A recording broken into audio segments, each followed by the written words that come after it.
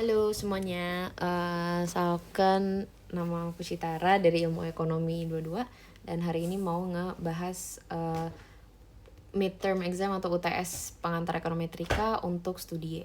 Nah ini dari yang tahun lalu. Oke, jadi secara general, kalau tahun lalu itu kita dikasih kayak 5 soal, satunya wajib, duanya lagi kita pilih di antara 4 soal lainnya gitu. Yang satu tuh pasti kayaknya tahun ke tahun tuh selalu ada yang teorinya, selalu ada yang kayak true or false-nya gitu menjelaskan, dan yang lainnya tuh baru kayak kita interpretasi data. Nah, kalau misalkan di sini gue saraninnya sih biar lebih cepat dan lebih pasti sih kalau misalkan untuk gue pilih soal yang ada kayak regression model dan regression table-nya, karena kayak lebih enak aja sih kelihatan gitu loh kalau misalkan efeknya terhadap dependent variable-nya dan lain-lain itu lebih kelihatan gitu. Kalau misalkan yang kayak ini tuh, nah ini kayak nomor 4 sama 5 itu agak lebih ya udah jelasin aja. Oke. Dan ini juga ada catatan yang tahun lalu tuh dijadiin cheat sheet aku. Jadi ini seluruh catatan ini tuh ada di cheat sheet waktu itu. Kecuali kayak OVB nih belum ditambahin. Tapi itu ya kalian bisa tahu sendirilah gitu. Oke, mulai dari compulsory question-nya, ini teori. Pertama, when performing regression, experimental data is better than observational data. Karena tulisannya when performing regression berarti true. Karena experimental data ini generally considered better for regression karena it allows for more control over variables dan juga better identification of causal relationship. Karena kita lagi ngomongin ke regression. Sementara observational itu bukannya nggak bisa dipakai, tapi dia nggak bisa kita nggak bisa ngelihat specific impacts-nya dan cannot see the causal inference. Tapi dia bisa aja masih kayak practical atau ethical in certain cases gitu. Oke, yang B. Panel data is a combination of cross-section and also time series data. Ini jawabannya true, karena panel data ini kita melihat banyak periode dan juga kita melihat banyak observasi atau subjek dari observasi kita. Jadi itu true gitu. Yang C. Suppose there are 40 students in introductory econometrics class and the average height 170 cm. Kalau misalkan 5 mahasiswa ini diambil secara random, rata-ratanya bakal juga 170 cm. Ini false, karena ini kemungkinan besar juga bisa kita ngambil dari yang tinggi-tingginya doang atau enggak yang pendek-pendeknya doang gitu. Jadi selalu ada kemungkinan itu. Jadi kalau misalkan ini sample mean can differ from the population mean due to namanya sampling variability atau sample variance. Oke. Oke, lanjut ke yang D. Ini kita nanya kalau misalkan beta 1 estimated from a regression of Y daily pollution rate on X daily number of cars will show a causal effect. Oke, karena ini kita dari dia bilang kalau misalkan ini tuh dari regression ya. Ini kita tahu kalau misalkan Y-nya ini adalah dependent variable-nya yang kita cari tahu, dan juga X-nya ini adalah independent variable-nya. Nah, di sini kita bilang kalau misalkan dia bakal nunjukin causal effect ini false, karena regression analysis pada sendiri doang gitu, regression doang itu nggak bisa establish causality. Dia cuma bisa nunjukin correlation atau hubungannya gitu, jadi kayak efeknya unless there is a clear experimental atau desainnya gitu, kayak bentukannya itu lebih menjelaskan lagi. Nah itu baru kita bisa tahu kalau misalkan dia show causal effect. Dan yang terakhir E, if a new variable Z dari rainfall is included in the regression di D ini, the size of beta 1 will not change. Oke, ini depends. Karena kalau misalkan ternyata variabel barunya atau daily rainfall ini ternyata correlated dengan X, yaitu juga independent variabelnya, itu bakal ngubah coefficient beta 1 atau coefficient dari independent variable-nya. Ini namanya omitted variable bias. Ini terjadi jika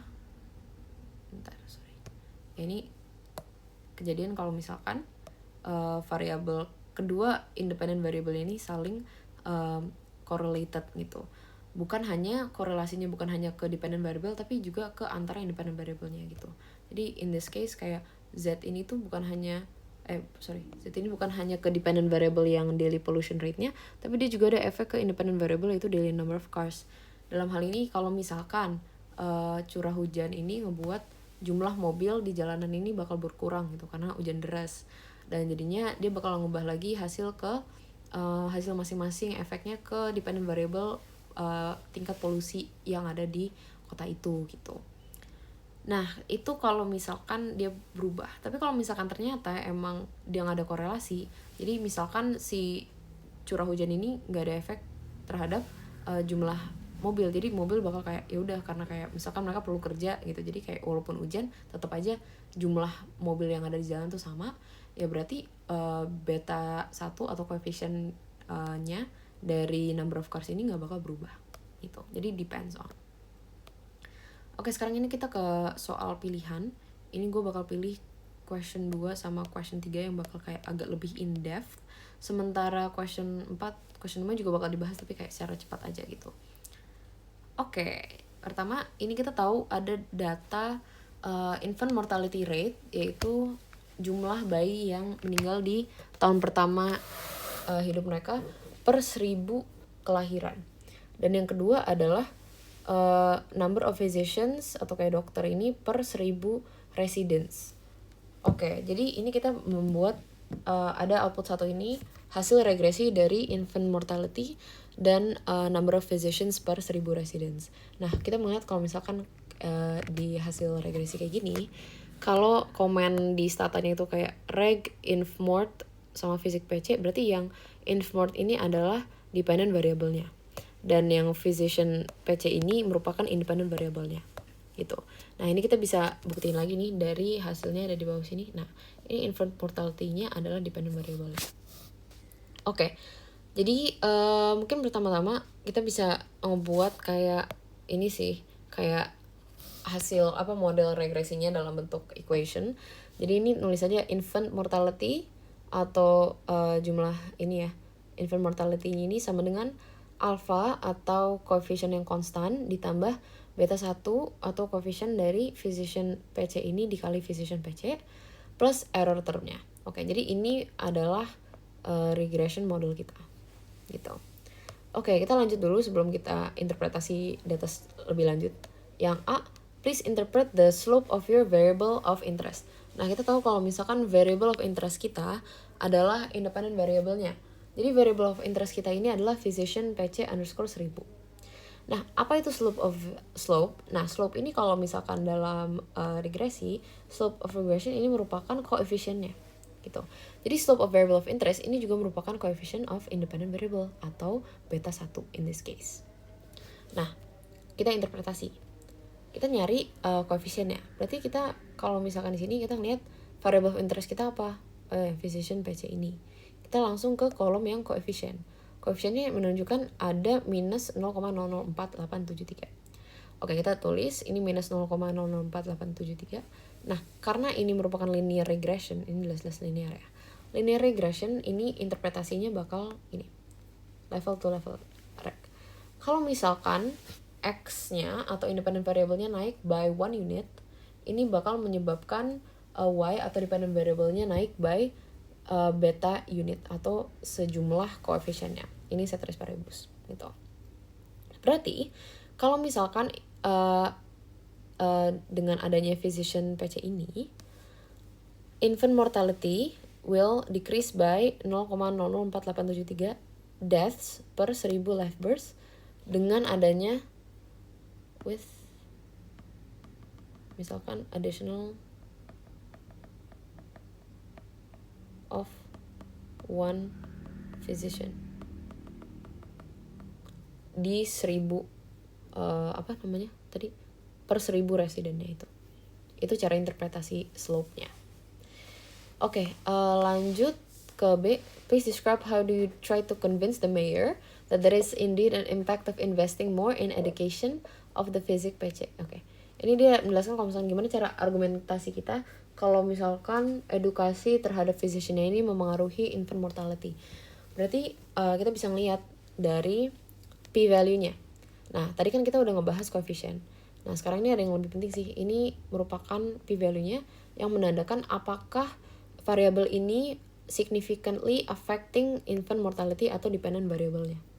Nah, caranya gimana? Ini sama kayak waktu di static sama static dulu. Kan ini kita tahu kalau misalnya ada 95% confidence interval. Nah, berarti ini ada 5% significant level ya, yang menandakan kalau misalkan p-value-nya itu di bawah 0,05 dia significant.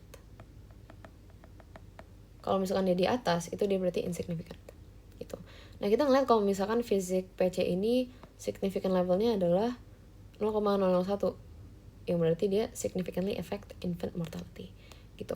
Berarti kita bisa bilang effect of increasing the number of physician on reducing infant mortality ini kemungkinan besar bukan karena kebetulan aja gitu. It's unlikely due to random chance. Dia ada korelasi yang secara jelas-jelas bisa dilihat dari significance levelnya. Jadi investing in physician education would likely result in a lower mortality rate. Lower mortality rate karena tadi koefisiennya dia negatif ya, berarti dia negatively correlate. Berarti semakin banyak jumlah physician, semakin turun kemungkinan infant mortality gitu. C. If the mayor decides to increase the budget so that the rate of physician per 1,000 residents become 50, what will be the infant mortality rate in that municipality? Oke. Jadi ini kita bisa perhitungan dari ini aja. Tadi regression modelnya. Infant mortality sama dengan alpha atau constant coefficient ditambah coefficient dikali physician PC per 1,000 plus error term. Nah ini kita masukin aja nih dengan angka-angka yang kita ada. Alphanya adalah constant coefficient yang kita bisa lihat dari constant ini di coefficientnya di sini. Ini selalu kita tambahin, selalu ada konstan ini. Jadi kayak mau kita nambahin variabel manapun selalu ada coefficient yang konstan yang sejumlah 9,966251. Kita tambahin ini ditambah coefficient dikali jumlah rate physician-nya. Nah, berarti in this case kita melihat kalau misalkan infant mortality itu sama dengan ini tadi yang alpha atau constant coefficient-nya dikurang dari 0,004873 atau beta satunya atau coefficient dari physician-nya dikali 50, karena tadi kan kita bilang kalau misalkan rate-nya jadi 50 ya. Ini hasilnya 9,726. Berarti the predicted infant mortality rate would approximately be 9,72 deaths per 1,000 live births gitu. Itu cara interpretasinya. Kita nanya infant mortality rate ya, berarti infant mortality rate berarti ini rate-nya gitu. Jadi setiap ada 1,000 kelahiran 9,72-nya meninggal gitu. Ada kemungkinan meninggal. Oke, lanjut. Now suppose someone provide you with another variable. Kita nambah variable baru nih, ada poverty rate. Nah, oke, kita nambahin ke dalam model kita. Awalnya gini, kita jadi nambahin jadi kayak gini. Infant mortality sama dengan alpha masih tetap aja beta 1 coefficient dari fisiknya ditambah coefficient dari poverty rate dikali poverty rate tambah error term. Karena kita nambah poverty rate ini. Oke, with this output, will you be able to convince the mayor to put more budget? Oke, kita bisa ngeliat dulu. Pertama, kita ngeliat significance-nya. Physician-nya significance-nya jadi turun. Dia jadi not significant. Karena dia lebih dari 0,05. Sementara poverty rate, itu dia highly significant. Dia 0. Dan kita ngeliat kalau misalkan coefficient-nya poverty rate ini positif. Jadi semakin poverty, semakin dia poor gitu di tempatnya itu, berarti dia semakin tinggi infant mortality. Nah, oke, berarti untuk D, with this output, will you be able to convince the mayor? Not really, karena dalam ini saran gue adalah should allocate to poverty reducing programs gitu budgetnya. Kenapa? Karena kita ngeliat coefficient dari physician ini dia turun besarnya dan juga becomes less significant gitu. Sementara poverty rate ini pas kita tambahin ternyata dia jadi highly significant. Jadi ya walaupun kita masih bisa argue increasing number of physician, tapi kita bisa fokusin alokasi budget ini ke poverty. Kenapa? Karena dia punya stronger effect on infant mortality gitu. Lanjut. Why do you think your result is changed after the inclusion of poverty rate? What are the two characteristics of poverty rate should have to have an influence on the coefficient? Oke. Jadi the change in the result after including poverty rate ini karena adanya omitted variable bias. Tadi yang gue juga udah pernah jelasin. Dia terjadi karena poverty rate, independent variable yang baru kita masukin ini, variable yang kedua, itu awalnya nggak ada, terus pas kita tambahin ternyata dia ada korelasinya dengan physician-nya yang menyebabkan koefisien dari physician ini untuk berubah juga. Jadi ini menunjukkan ada omitted variable bias gitu. Yang awalnya nggak masuk, pas kita masukin ternyata jadinya bias gitu. Nah, kenapa bisa berubah physician-nya? Karena kita bisa bilang kalau misalkan poverty rate ini likely affects both the number of physician dan juga infant mortality rate. Berarti dia correlated with in-depth variable, dan dia juga directly influence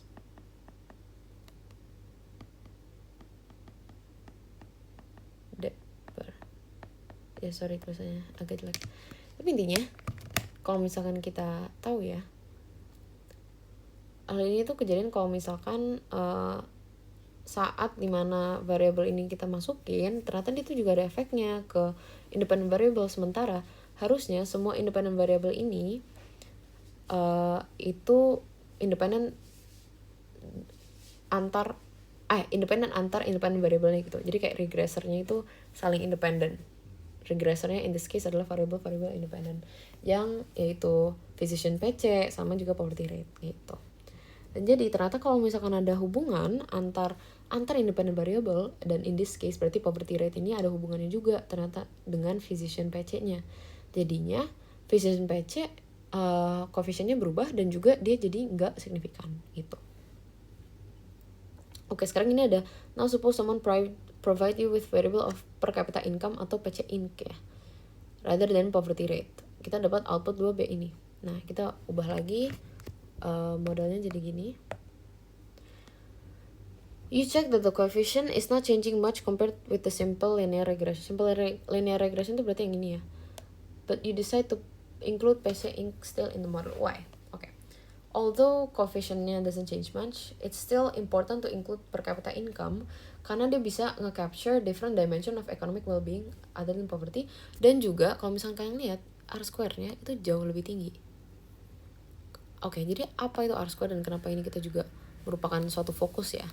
Karena R-square ini merupakan goodness of fit test. Jadi kayak seberapa banyak kayak hasil regresi ini tuh menggambarkan keseluruhannya gitu. Kalau misalkan R-square-nya ini higher, berarti dia lebih fitting. Jadi kayak modelnya ini lebih akurat, lebih menggambarkan kondisi sebenarnya, dan juga ya lebih baik lah gitu. Kita jadi bisa ngelihat the true effects dari independent variable ini terhadap dependent variable.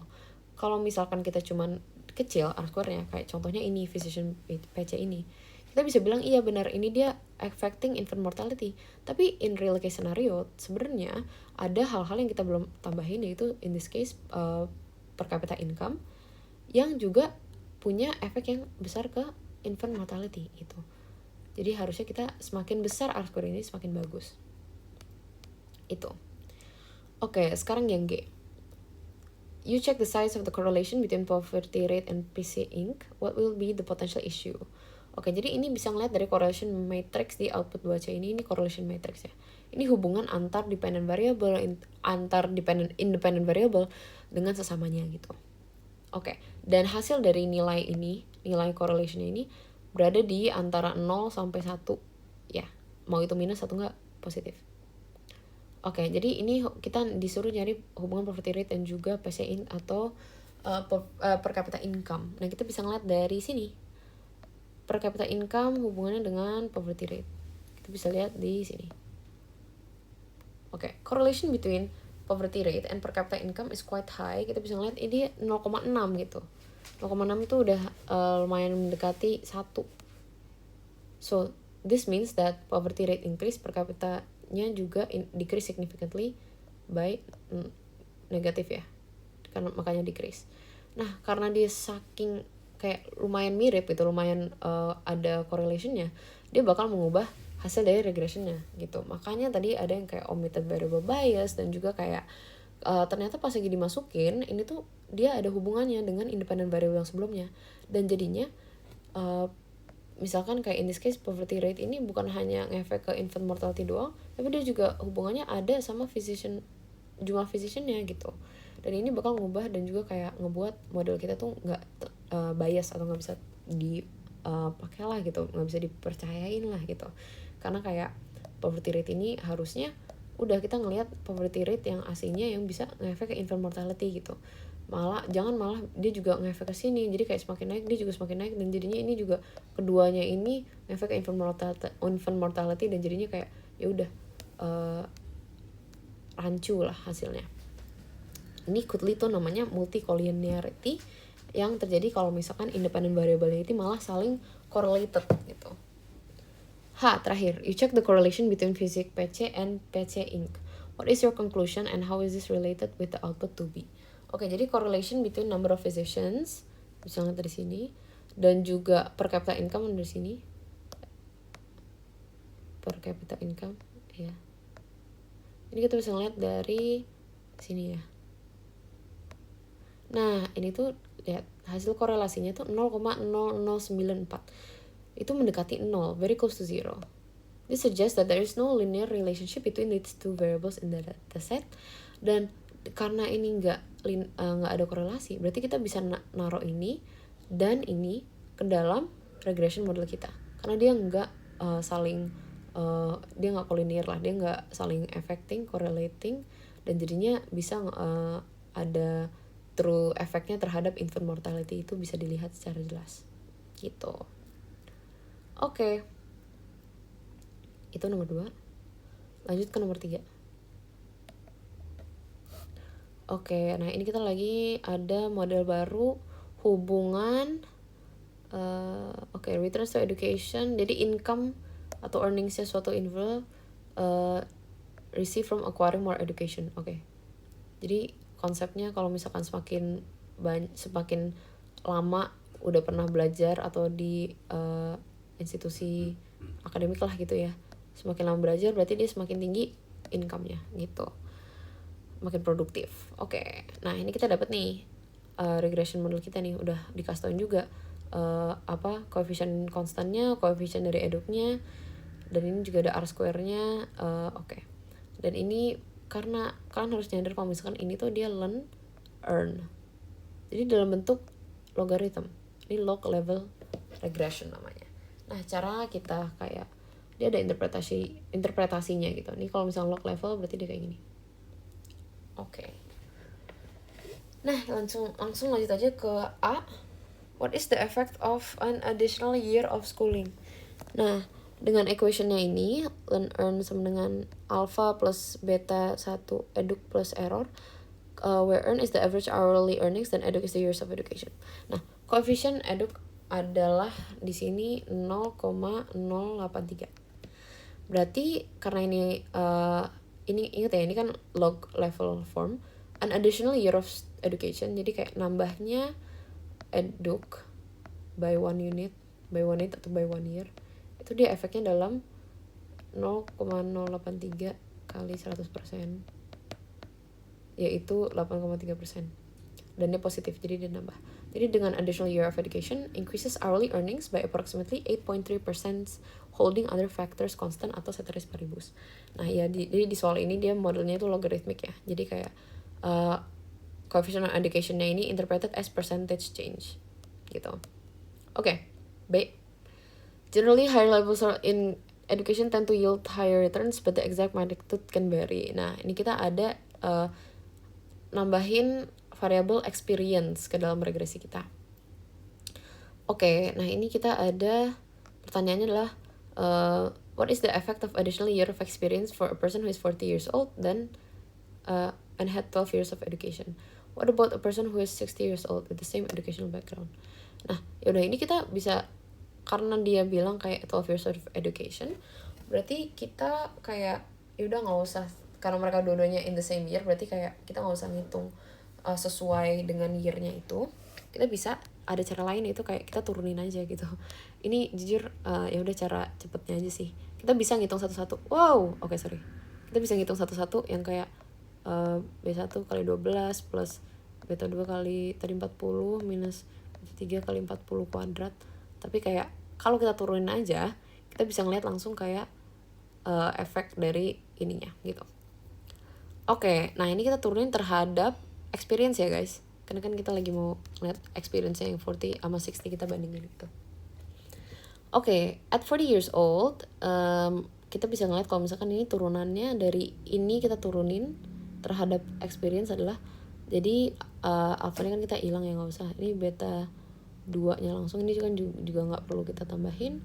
Beta 2 karena ini expertnya kita beta 2 minus, ini karena pangkat jadi kita turunin 2 kali beta 3 kali experience-nya ini kali pangkat 2 min 1 yaitu pangkat 1 gitu. Jadi ini dia hasilnya. Nah udah, ini kita tinggal masukin aja.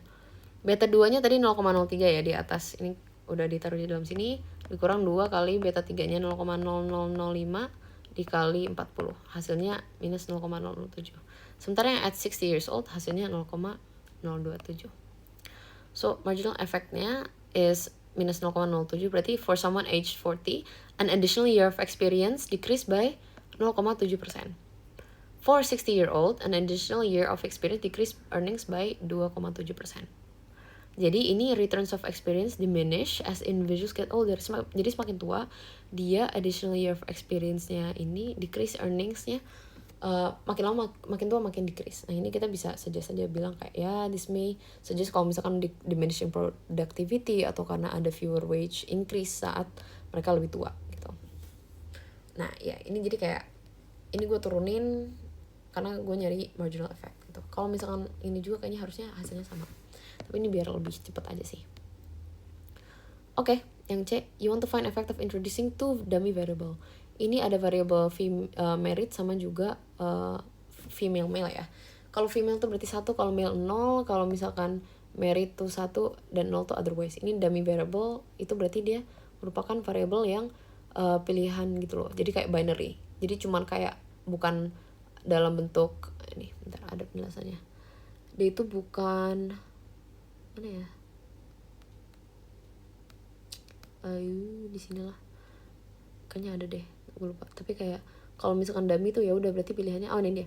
Ini dummy tuh kalau misalkan yang kayak 0 selain dummy tuh dia kan kayak continuous gitu kan. Dia jadi kayak ada nomor gitu. Jadi kayak 0,005 gitu. Sementara kalau dummy ini kayak kategori gitu. Berarti kalau misalkan man berarti dia 0, kalau women tuh 1. Gitu. Nah, ini kita bisa langsung hitung aja. Dia kan bilang kalau misalkan percentage earning difference between married females and married male. Kita punya regresi model ini.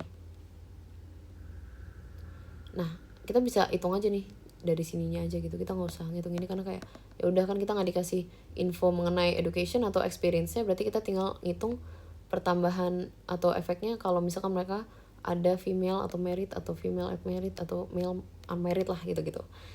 Nah, oke. Jadi coefficient for interaction-nya ini dia juga nanya interpret regression coefficient-nya. Ini 0,218 ini adalah female ex married. Berarti coefficient for interaction negative 0,218 means that for females who are married, jadi married females, earnings are on average 21,8% lower than what would you expect if general and marital status effects-nya itu additive atau kayak tambahan gitu. Jadi kayak ini kan kita interaksi. Jadi kayak earnings differential between married males and married females is the combined effect of being female married and also interaction term-nya. Jadi harus kita dalam regression model ini kita juga ada namanya interaction term gitu.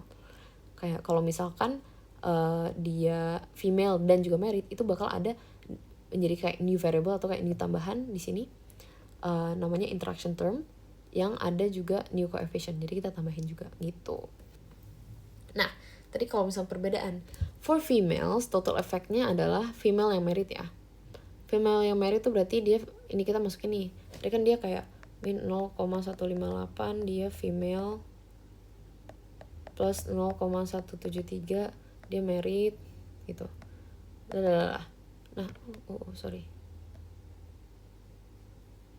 Nah, kalau misalkan in this case dia kan female dan juga married, berarti kita tambahin karena female tuh 1 dan married tuh 1, berarti kita tambahin ke dalam modelnya. Jadi kita kali-kali aja. Berarti dia ada nih koefisien 0,158-nya, ada juga koefisien meritnya ini, ada koefisien juga yang interaction-nya. Nah, totalnya adalah minus 0,203. Kalau misalkan married man, berarti dia female-nya dia 0 kan, karena dia man. Jadi dia nanti ini nggak dimasukin, yang masukin adalah hanya ini doang. Berarti ini cuman kalau misalkan dia married gitu, 0,173. Dan yang interaction-nya dia enggak, karena dia female tuh udah enggak gitu. Kalau misalkan female enggak, berarti ya karena ini interaction-nya female dan married, harus female dan married doang, berarti dia nggak bakal nambah juga di sini. Oke, berarti difference between married females and married men adalah tadi yang pertama ini, kalau misalkan married female minus 0,203 ditambah 0,173 ini, hasilnya adalah minus 0,03. Jadi married females earn 3% less than married males. Itu dia. Kita cari tahu perbedaannya dari sini. Itu deh. Oke, sekarang kita nomor 4. Ini juga bakal cepet aja ya. Jadi ini kita punya regression model ini, dan gamma is the outcome of individual I gitu. Dan D ini adalah treatment dummy variable. Oke. Pertanyaan pertama A, show and explain difference in the value of beta when X is included and not included in the equation. Oke, jadi ini penjelasan mirip yang kayak omitted variable bias itu ya. Jadi kalau misalkan kita kalau misalkan X-nya ini excluded, kita nggak naruh dalam, berarti dia coefficient B-nya ini bisa coefficient dari D-nya, variable yang pertama ini, itu bakal biased gitu. Karena kalau misalkan ternyata X dan D ini correlated gitu, dan ternyata kayak kita nggak masukin X-nya, berarti ya udah kita as if coefficient ini gede gitu, coefficientnya bakal kayak sangat memengaruhi Y. Tapi pas lagi ternyata kita memasukin tuh si X-nya, atau in scenario ini dia ternyata correlated dengan D-nya kan, berarti ternyata yang aslinya itu kayak coefficient ini bakal berubah gitu nilainya, sama kayak omitted variable dan enggak. So including X ini helps ensure that coefficient beta measures the effect of D net of any influence from X gitu. Jadi kayak itu penjelasannya. Ini kalian juga pakai kata-kata sendiri juga nggak apa-apa. Intinya adalah kayak udah pernah dijelasin juga di sebelumnya gitu. B, assume that X is not observable and you can only use the proxies of XE. Explain the general rule of qualifying proxies as good or a bad control. Nah, proxy ini merupakan kayak kalian naruh variabel yang sebenarnya tuh bukan variabel yang kalian pakai. Ini misalkan poverty rate, kita nggak punya poverty rate, tapi kita ternyata punya namanya per capita income. Nah, ini tuh bisa menjadi proxy untuk variabel poverty rate-nya. Nah, untuk menentukan proxy itu merupakan baik atau enggak untuk modelnya, itu kita bisa ngecek correlation-nya. Yang kayak misalkan correlation sini. Kalau misalkan ternyata kayak si variabelnya itu proxy-nya itu tinggi korelasinya terhadap variabel yang kita sebenarnya X1-nya itu yang kita cari, itu berarti bisa menjadi a good proxy gitu. Bisa direpresentasikan dengan proxy tersebut gitu. If the proxy is poorly correlated, berarti it can introduce namanya measurement error gitu. Jadi leading to biased estimates lagi. Jadi bad control is a variable that is either endogenous or does not accurately reflect X1. Jadi dia nggak accurately reflect X1. Itu kalau misalkan dia bad proxy. Oke, C. Suggest an alternative ideal strategy to recover causality between D and Y other than equation 4.1. 4.1 tuh, oh ini. Explain your argument. Oke. Jadi ada alternative strategi untuk recovered causality, yang ini namanya tuh pakai instrumental variables. Ini juga ada penjelasan sendiri. Ini teori ya, jadi kayak hafalan aja. Jadi an IV atau instrumental variable ini requires finding a variable that is correlated dengan D-nya itu, tapi uncorrelated dengan error term. Jadi this instrument can help isolate the exogenous variation in D atau dummy variable-nya, allowing for an unbiased estimation of its effect on Y1. Gitu. Itu dengan adanya instrumental variable ini, jadi modelnya berarti lebih unbiased. Itu. Oke, jadi dia kayak recover causality gitu. Oke. Question terakhir nomor 5. Ini kita dapat bivariate model ini berarti A, state the optimization problem if we want to estimate the equation using OLS. Oke, jadi kalau misalkan OLS berarti problemnya itu minimize the sum of squared residuals. And this gives the best fitting line by minimizing the total square differences between observed and predicted values of y. Ini berarti kita pakai ini ya, OLS ini, yang kayak tekniknya ini. Kalau misalkan minimizing sum of squared residuals, berarti kayak kalau misalnya lihat ini ada apa namanya, ini ya, kayak difference dari observed dan juga kayak observed dan juga predicted values-nya. Ini ada difference-nya gitu. Oke, itu problemnya gitu. Oke, B, derive the estimate beta 1 OLS where it's equivalent in terms of variance and covariance. Ini juga rumus, ini hafalin. Kalau misalkan cara ngitung beta 1 atau koefisien satunya, ini kita bisa ngitung dari sample covariance X, I, Y, jadi X dengan dependent variable Y per variance X-nya gitu. Jadi ini rumusnya, ini bisa langsung taruh aja penjelasan gini. Karena kan dia nanya kayak deriving the estimate-nya ya. Dan untuk penjelasannya, beta 1 ini atau koefisiennya represents the change in Y. Dan karena ini model bivariate modelnya ini linear, jadi interpretasinya juga linear. Jadi change in Y for one unit change in X ini weighted by the covariance between X and Y and the variance of X gitu.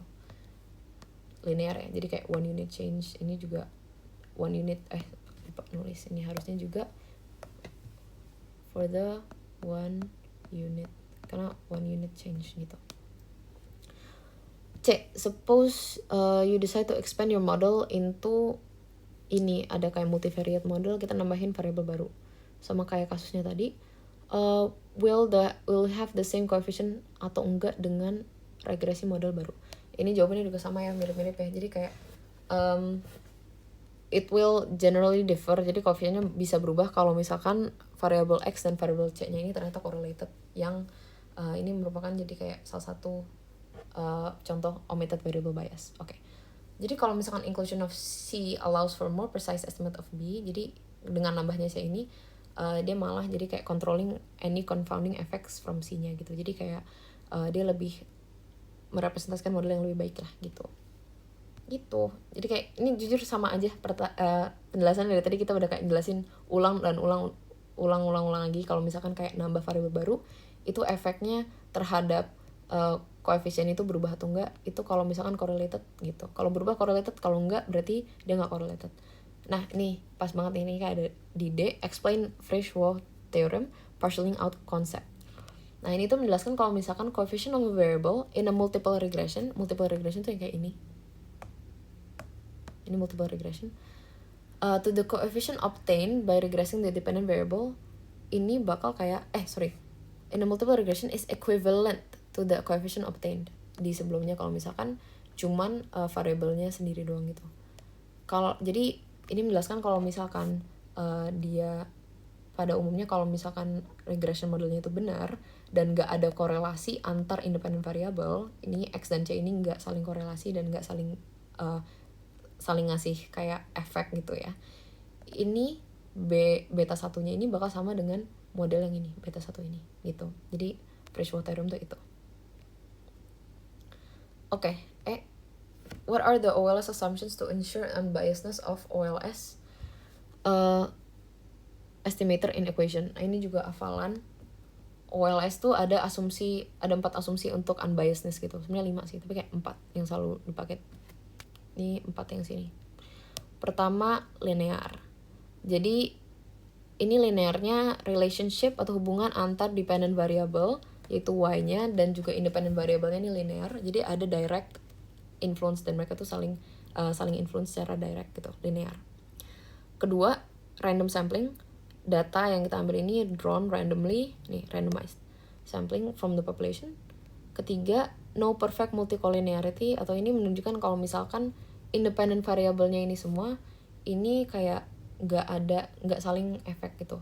Kalau misalkan ini yang ada banyak independent variable, semua independent variable-nya ini ya independent gitu. Efeknya tuh hanya ke dependent variable-nya, bukan ke masing-masing independent variable.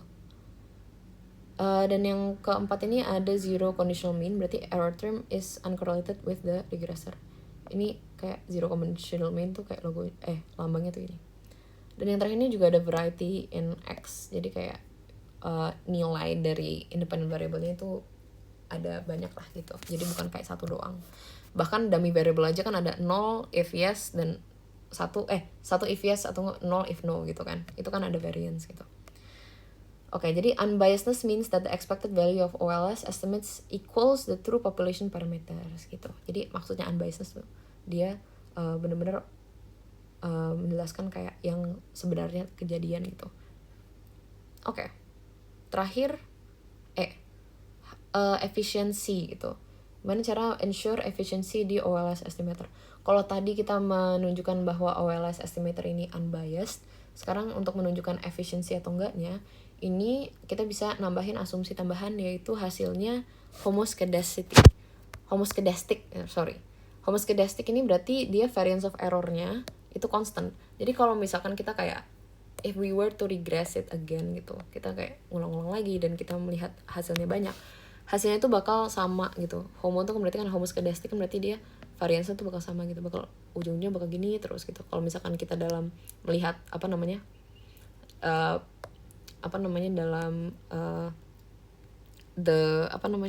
lupa lagi. Yang penting kita hasilnya itu bakal homoskedastic aja, jadi kayak variance itu bakal sama, variance bakal gitu terus. Kalau misalkan heteroskedastic, ini bakal buatnya tuh kayak gini gitu. Ingat gak sih yang kayak dulu pas lagi statek tuh ada yang kayak dia right skewed gitu-gitu, dan dia bahkan dengan satu OLS ini aja hasilnya tuh beda-beda. Nah itu tuh heteroskedastic, sementara kita tuh maunya homoskedastic. Jadi ini benar-benar kayak udah baik gitu, modelnya tuh benar dan baik. Nah ini ensures that the OLS estimator is blue atau best linear unbiased estimator. Ini juga hafalan karena itu materi gitu. Oke, itu udah selesai penjelasan dari kelima soalnya. Sorry kalau misalkan tadi yang nomor 4 sama nomor 5 agak dicepetin aja, karena sebenarnya banyak yang mirip-mirip kan ya penjelasannya. Ini bentar, ini gue tunjukin. Kalau misalkan mau screenshot, sebenarnya ini juga bakal dibagi sih filenya. Dan kalau misalkan ada pertanyaan boleh ke line aja, nanya-nanya. Kalau misalkan ada mungkin dari soal tahun lalu atau mungkin dari sini juga mungkin ada yang salah atau kurang benar, itu boleh kabarin. Semoga ini udah benar dan semoga bisa ngebantu kalian UTS. Oke gitu, sekian, thank you, makasih dan